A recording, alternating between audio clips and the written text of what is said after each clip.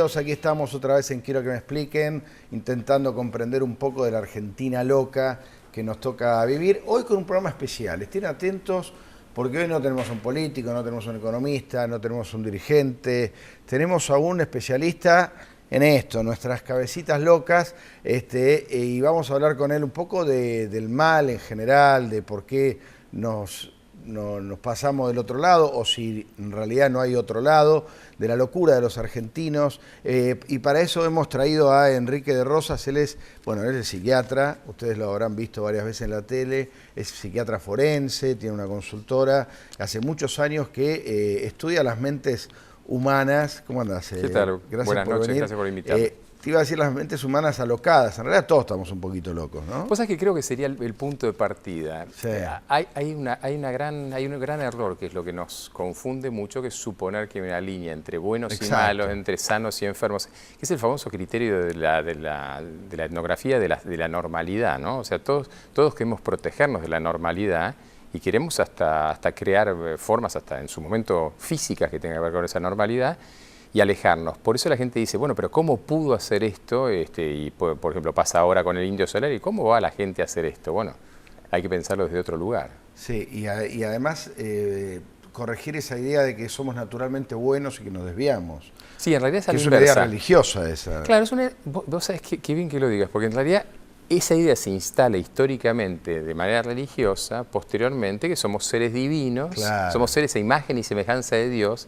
Y en realidad somos a imagen y semejanza de lo que somos animales, que tenemos, después de varios miles o siglos o centenas de años de evolución, tenemos una cosa que se llama corteza.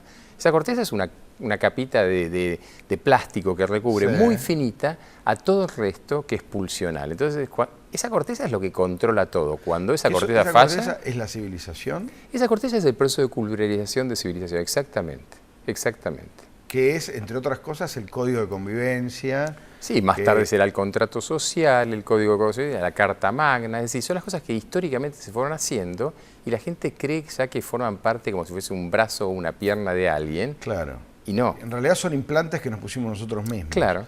¿Para qué? Para no matarnos. Para no matarnos, es decir, a mí el proceso en lo particular que me interesó siempre fue como, por ejemplo, en lo que hoy es Gran Bretaña, que la gente dice qué sociedad tan avanzada, pero en realidad en un momento los caballeros tienen que decidir cómo dejar de matarse literalmente entre hermanos y le ponen un límite al rey, pero hoy parece muy civilizado. El límite al rey era o paramos o nos terminamos de matar todos, y así fue la historia de la humanidad, ¿no? Claro. Bueno, de hecho, el famoso ojo por ojo viene a reemplazar las venganzas masivas que eran... Claro, el ojo por ojo era una ley taliónica, sí, muy buena. La gente decía, este tipo está loco, ¿no? No, era muy buena porque hay que mirar lo que venía antes. Claro, limitaba, conformate con un ojo, claro, conformate con una mano. No quieres cortar las dos manos. Ni matar a toda la familia por un robo. Esa era la ley del talión. Bueno, ahí aparece una palabra que es la proporción, ¿no? Claro. Tiene que haber cierta proporción entre una acción y su reacción. Bueno, de hecho, hoy en la psiquiatría o en la ley, en el derecho penal, se habla de la proporcionalidad de la pena, la proporcionalidad de la respuesta. Es decir, vos me decís, bueno, mirá, no estuviste muy bien, y yo agarro y te pego un mazazo. Ahora, no es proporcional. ¿No es ese un gran problema de los argentinos? Sí, la desproporcionalidad. Sí. Viste que por ahí vos decís, ¿cómo puede ser que este tipo haya reaccionado así por algo mínimo? O incluso en las discusiones que vemos todos los días en las calles, o en las protestas. O en las protestas, los docentes parando días y días y días y días. ¿No hay una desproporción en nuestra comunidad? Yo creo que nos perdemos de algo fascinante que es disentir. Es decir, a mí me encanta cuando en un lugar yo tengo otro que piensa diferente, sí, y poder emperar. Hemos perdido esa capacidad y vivimos el disentimiento como una afrenta, de tal manera, dado una estructura débil, que pone en riesgo nuestra propia integridad psíquica. En cambio, en vez de vivirlo de una manera mucho más interesante. ¿Por qué pasa eso? Porque, a ver, mucha gente le echa la culpa de estas grietas que se ven tan abiertas todavía, es impresionante. Le echa la culpa a Cristina, al kirchnerismo, que dicen que alimentaron la grieta. Yo no tengo duda que la alimentaron, pero por algo funcionó eso. No, y aparte está bien, yo creo, asumamos, la alimentaron. Esa misma palabra sugiere que ya estaba. Exactamente. Es decir, exactamente. Es que si no, no nace eso de la nada. Esto no nace de la nada. Valdría leer a Manucho Mujica Lainez, es Misteriosa Buenos Aires, en que de dónde partimos y demás. Sí. Y el proceso, o Civilización y Barbarie, o Facundo, lo que fuera. ¿Cómo fue nuestra historia?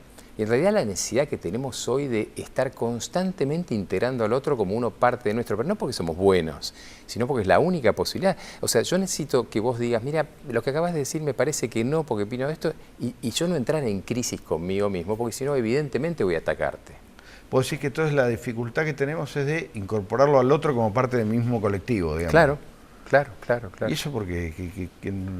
¿Por qué? Mira, hay una frase que la gente cita de Jean-Paul Sartre, que es el infierno son los otros, l'enfer son los otros. Y en realidad ha sido mal tomado. El pobre Sartre tuvo que explicar que lo que quería decir es que justamente el proceso de culturalización incluye al otro.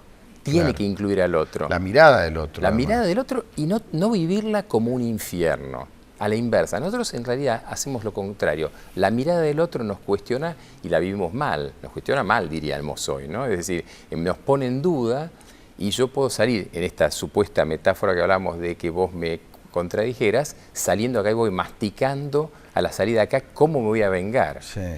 Hay un conflicto muy de este tiempo, de este tiempo hablo de varios años atrás, que es el conflicto de los piqueteros. ¿Sí? Tipos que, obviamente que muchos de ellos pasan situaciones de marginalidad y pobreza muy profundas, irrumpen en la ciudad, cortan, y claro, los tipos andan a explicarles que el auto, que no sé qué, el tipo está en su problema, no ve los otros.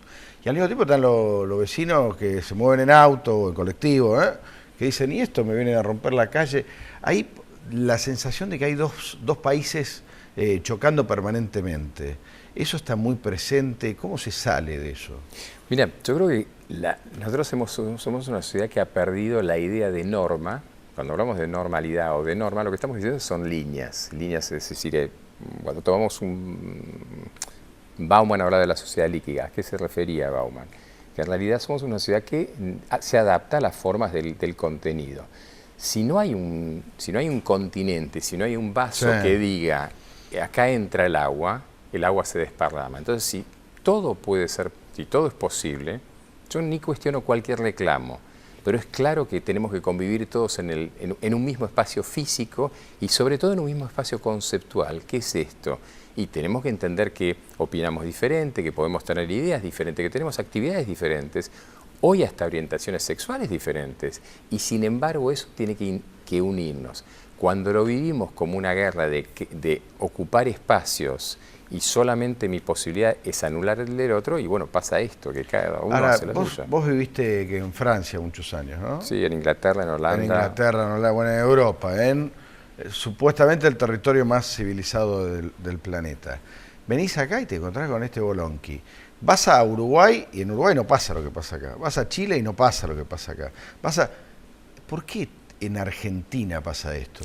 Mira, yo acabo de venir hace 2 semanas nada más de Chile y nos impresionó mucho en Santiago que a un carterista de golpe, dos carabineros le cruzan de una manera tipo comando SWAT para agarrarlo, y mientras obviamente se defendía a los gritos el sujeto, tenía incorporada la idea del castigo de la ley y levantó los brazos, después los puso por atrás, es decir, él tenía incorporado que había una norma. El tipo, mientras lo estaban deteniendo, ya se puso la mano atrás para que le pongan las esposas. Para que le pongan las esposas. Automatizado, ni lo pensó. Ni lo pensó. Todo eso duró, creo, porque lo estábamos mirando, no habrá durado más de 20 segundos. Genera una sensación de contención, la norma. La norma es enorme. Kafka enseña que los procesos no son solo para la víctima, sino también para el victimario. Claro. El delincuente también necesita la ley. Pero es que el delincuente es el que más necesita la ley. Es el que más la necesita. Es el que más necesita la ley. ¿Qué pasa cuando tenemos, por ejemplo, hoy el tema de la nueva ley o las nuevas leyes en cuanto a adicciones? El adicto, en realidad, necesita, el adicto que incurre y sobrepasa la ley, tenemos un caso reciente, pero digamos, ¿qué es lo que hace? Está buscando que alguien lo frene. Ahora, cuando la sociedad no lo frena, ¿qué pasa? Y este sujeto entra y puede pasar una masacre. Lo del Indio Solari el otro día eran, durante 3 días, 300.000 personas, de las cuales imaginemos que al menos la mitad estaba consumiendo droga y alcohol, y no hubo alguien que diga, mire, esto inevitablemente va a terminar mal. Sí, ahí hubo una ausencia de Estado impresionante y además de liderazgo, no sé qué opinamos sobre eso. Claro. Es que ese es el punto, porque por ejemplo vos hablabas del tema de Holanda, o estábamos mencionando el tema de Holanda. En Holanda se drogan un montón. Se drogan a patadas. No pasa nada. La prostitución es al lado de la catedral, es decir, el barrio rojo es al lado de la catedral central, cercano al Rijksmuseum de Holanda. Todo fantástico, pero tenés por cada 3 o 4 de esos yanquis, tenés 2 policías. Sí, y no se te ocurra hacer algo incorrecto porque te cortan la mano. No, claro, no se te ocurre hacer nada incorrecto porque se te cortan la mano, porque en definitiva va a aparecer seguramente un sujeto que no tiene aspecto de nada. El otro día en lo del Indio Solari fue muy parecido, porque ¿vos te acordás del tema de Deep Purple, Smoke on the Water? El tema bueno... Sí, el del Pogo. El del Pogo. Bueno, ese tema es en el 71 en el lago... un lago de Suiza, me parece, tiran bengalas y a partir de eso se crea una ley del 71, sí. Porque Frank Zappa estaba tocando, se quema, hay heridos o muertos, no me acuerdo, pero se crea una norma que luego se mantiene. Y el tema del cumplimiento. Entonces, ¿vos crees que un problema central de la Argentina es que la norma no se cumple? Que la norma no se cumple, que la norma está para cuestionarla, y en realidad es bueno, por eso vos hablás de estos 12 años, Cristina y demás, pero es un tema de hace muchísimos años. Seguro. No hay una norma, o al revés, esa norma se usa abusivamente en el proceso, digamos, es decir, no es, por eso la gente dice, no, mejor la época del proceso, esto, el otro. En realidad la norma es algo mucho más, por eso ponía un vaso, es algo mucho más concreto, es decirle, este programa de quién es, mío o tuyo, es tuyo, es tu programa, eso no tiene por qué cuestionarme a mí. Claro, no te tiene que ofender. Es como si convertimos a todo en algo personal, ¿viste? Lo personalizamos, nos cuestionamos, nos pone angustiado. ¿Y por qué él tiene el programa de él y no yo? Sí. Después hay otro tema que es que todos queremos tener razón. Sí, claro. La búsqueda de la verdad, y que generalmente no, a veces se da la ocasión en la que las dos partes tienen razón. Y ahí, si los dos quieren tener razón, no hay solución posible. Es que, a ver, ese es el tema. Nos hemos olvidado del placer, del goce enorme que es el trabajo intelectual. Qué cosa más interesante es que hasta 2 personas estén, las 2 en desacuerdo, las 2 tengan razón, las 2 tengan otra mirada, y eso genera otra cosa. Ahora, cuando mi integridad psíquica y por ende personal va cuestionada a que yo diga eso, cualquier cosa que diga, y vos, si no me decís, sí, qué bárbaro, qué genio, Enrique, sos brillante, yo respiro, me siento aliviado. Si no recibo esa especie de dosis de azúcar, me angustio y evidentemente voy a vivir angustiado, voy a estar buscando constantemente aprobación. La angustia, ese es el gran tema, ¿eh? Vamos a hacer una cosita, vamos a ir a la pausa y seguimos hablando de la locura de los argentinos, que está cada vez más extendida, hay que contenerla en algún momento. Vamos a ver si tenemos alguna sospecha de cómo hacerlo y después quiero que me cuentes sobre Robledo Puch y unos cuantos muchachos a los que has tratado, ¿vale? Dale. Tandita y seguimos, dale.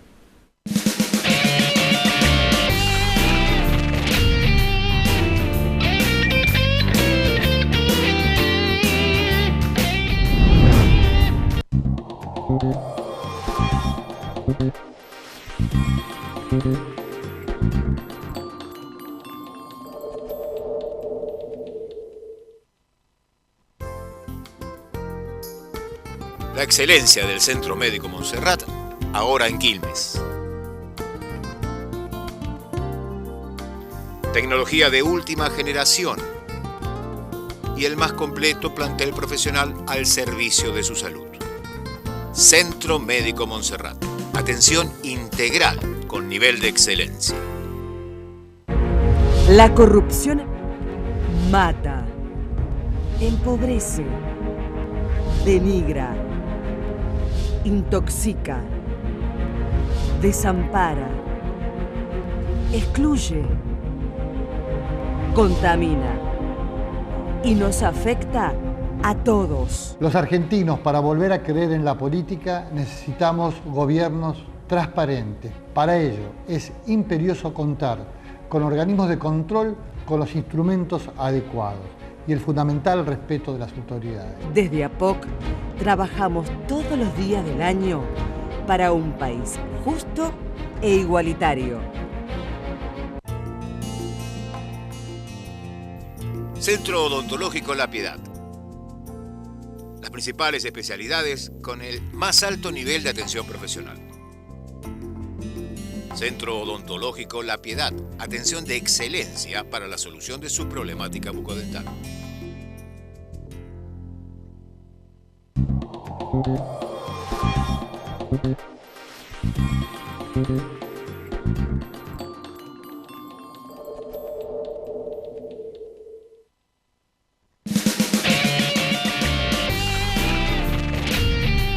Seguimos, quiero que me expliquen, estamos ya en los últimos minutos, estamos con Enrique de Rosas, nuestro invitado de hoy, psiquiatra forense, ha tratado un montón de casos recontra famosos de casos policiales, pero además es un gran observador de la conducta social. Vos hablabas del caso del Indio Solari, déjame hacerte una pregunta.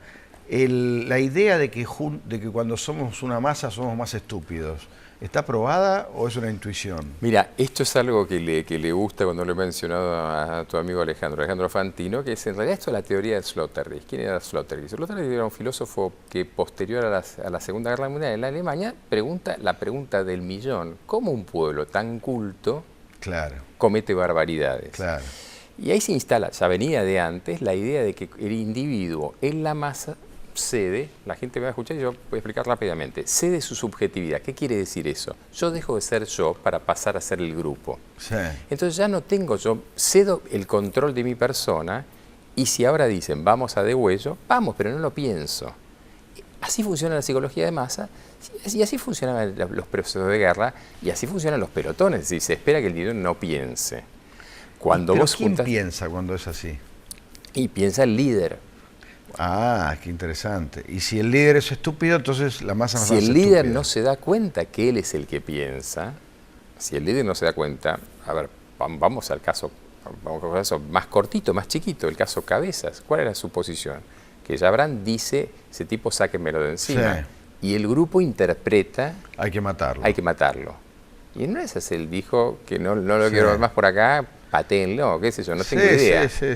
Si en una de esas alguien dice, haga el lío, vamos, descontrol y demás, y en una de esas el tipo quiere decirlo, lo dice desde su limusín de 700 metros, es una cosa, pero en el predio, como particularmente ese predio era sin baños, embarrado, había llovido, estaban todos, ya hacía días alcoholizados y demás, y lo lees de otro lugar. Ahora ahí me llevas a hablar de liderazgo. Claro. El líder...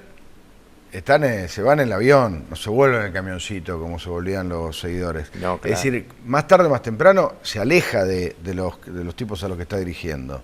Es inevitable, hay casos donde no. En algún momento el liderazgo pierde noción de que es el que piensa por todos.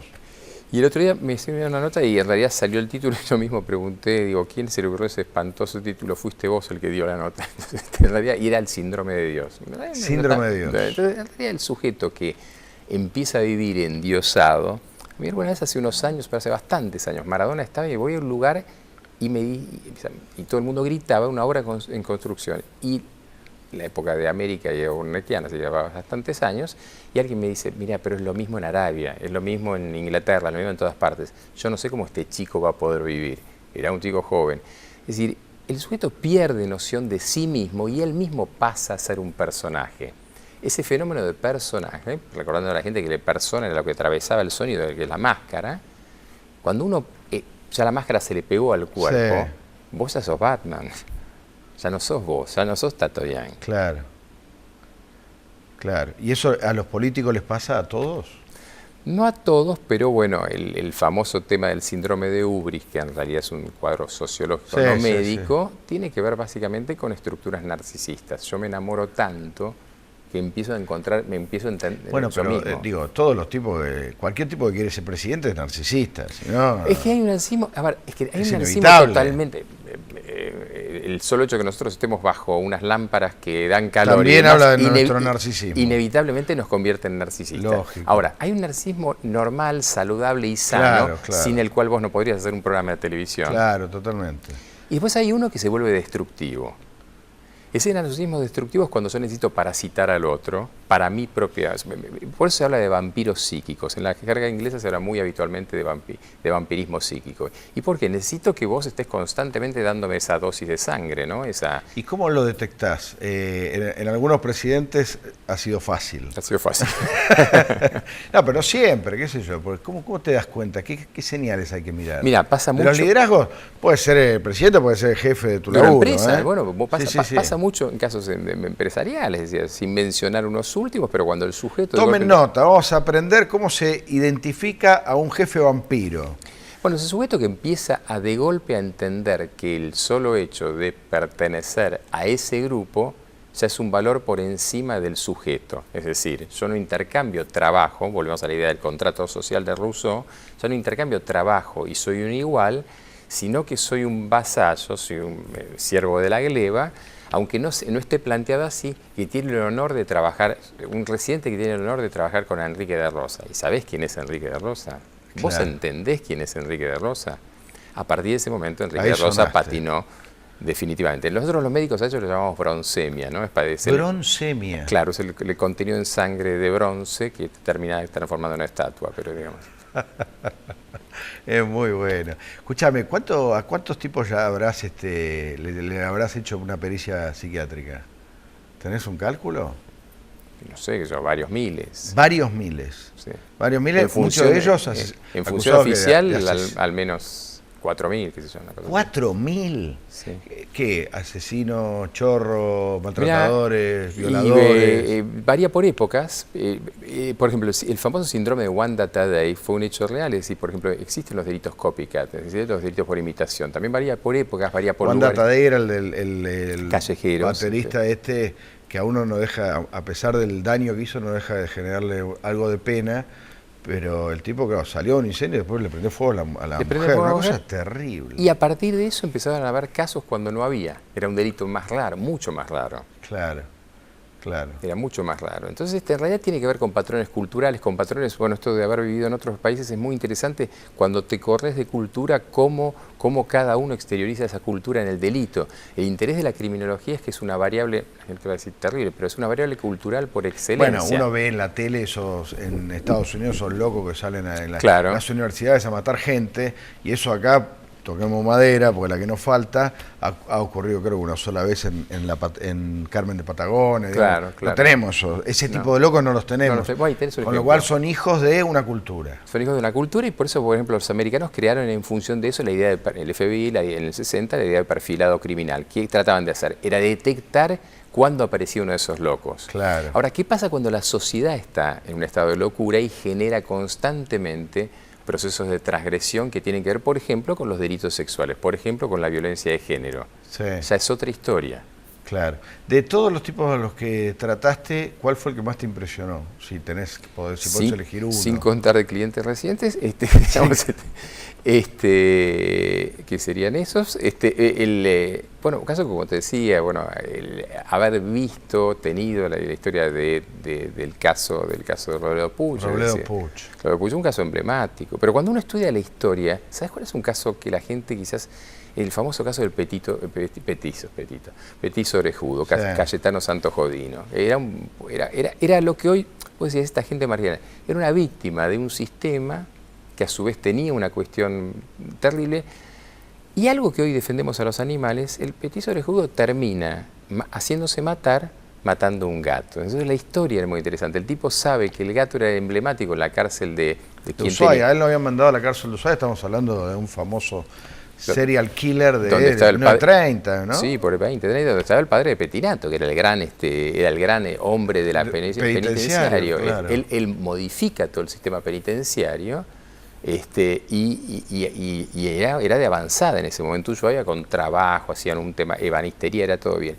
Y el Petizo Orejudo termina, evidentemente uno decide que termina con su vida cuando el factor más valioso, que lo único que tenían de humano, que era un gato, él lo mata, y lo matan a él. ¿Se hace matar? Mirá vos. Y Robledo Puch, que sigue preso. Robledo Puch sigue preso, pide y no pide. Él tiene obviamente la pena varias veces cumplida, pero quedó como el asesino emblemático, irrecuperable, y hoy, lamentablemente para él y demás, e identifica cómo el sistema no funciona con una esquizofrenia paranoide avanzada. Ahora, el sistema argentino no reconoce a los irrecuperables. Porque de hecho por eso no hay perpetuas perpetuas. No. ¿Vos sí crees que hay irrecuperables? Los sí, psiquiatras sí, los psicólogos sí creen que hay irrecuperables. Sí. Es decir, yo creo que el gran tema es que la salud mental no ha entrado de lleno, seguimos teniendo un sistema asilar, es decir, seguimos sacándonos de encima los problemas en un tacho de basura llamado cárcel, llamado asilo psiquiátrico y demás, sin pensar que en proteger al individuo, por factores hasta humanos, pero a la sociedad, es decir, que ese sujeto tenga algún tipo de reinserción, que tenga algún tipo de ejemplo, es vital. Y lo único que pensamos es la justicia vindicativa. La vindicativa que es de la venganza. La venganza. Sí, además creemos que porque el tipo va a la cárcel ya está, y el tipo después va a salir. No solamente va a salir, sino que va a mejorar sus habilidades, va a enseñarle a otros, es decir, es un núcleo. Se va a complejizar el problema. En Inglaterra existe lo que se llama la tercera vía. Los casos psiquiátricos de cierto tipo, hay cárceles especiales que no son ni psiquiátricas. Los grandes perversos no son el enfermo terminal, no es Robledo Puch ni Cayetano Santos Godino, sino son sujetos, estos sujetos grandes psicópatas, grandes perversos, se los meten en unidades especiales para que tampoco contaminen al delincuente común. Wow, o sea que la perversión es contagiosa. Y sí, claro, el otro aprende a defenderse convirtiéndose en un perverso. Por último, y te agradezco, Enrique, que hayas venido, la verdad es súper interesante, ¿cómo se sale de este estado de locura general? Yo creo que tenemos que replantear ciertas cuestiones que las tenemos muy equivocadas, y a nivel educativo, trabajando muchísimo con los chicos, pero también trabajando sobre algo que parece muy difuso, pero son conceptos amplios como valores y demás, pero trabajarlos en serio, no opinológicamente, es decir, concretamente. Esto, que el otro no puede ser un enemigo y yo tengo que vivir con el otro, lo tenemos que empezar a incorporar desde la escuela. Claro, nos guste o no nos guste, somos un montón. Claro, o nos vamos a vivir a Atacama, no sé, claro, somos y estamos juntos. Claro. Che, mil gracias por venir. A vos, por favor. Un placer. Enrique de Rosa estuvo aquí con nosotros. ¿Qué tal, Nos encontramos el miércoles que viene aquí en Quiero que me expliquen. Chao.